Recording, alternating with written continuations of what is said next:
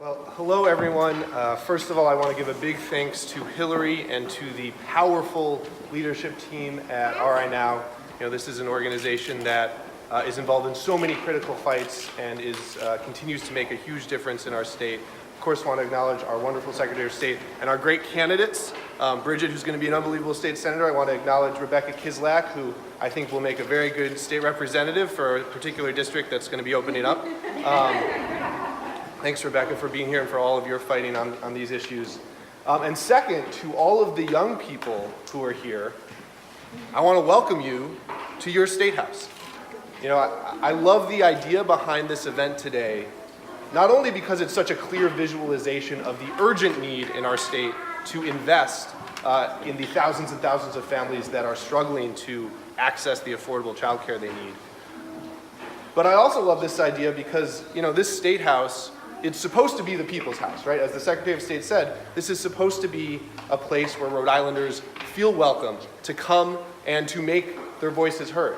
And I think that if you can come here and get taken care of and do a puzzle and fill out a coloring book and play a board game right now, then in a few years you'll be able to come here and feel comfortable to make your opinion heard on the issues that matter to you. So it's about our young people. Thanks for being here. And of course it is also about our parents. You know, democracy only works when everyone has access. The wealthiest among us can afford to hire well-paid, well-connected lobbyists who know every hallway and every back room in this building, and we know that everyday Rhode Islanders often cannot afford that kind of representation and presence here.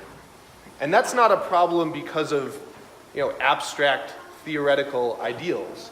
That's a problem because in very real concrete ways, the voices that get heard in this building impact the policies that come out of this building.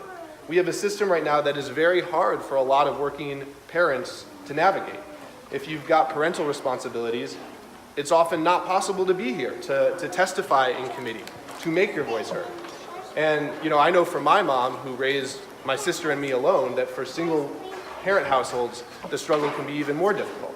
So we're missing out right now on a whole class of people and their input in our policymaking, and it would not take very much to change that.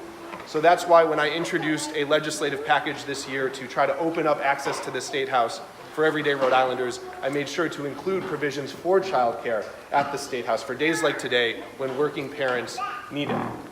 There are a lot of people here in my conversations on that provision of the legislation who right now might not understand why this issue is so important for a lot of working parents.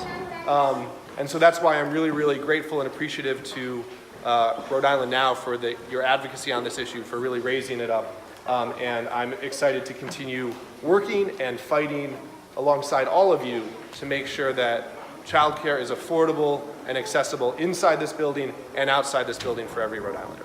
Thanks again so much for being here.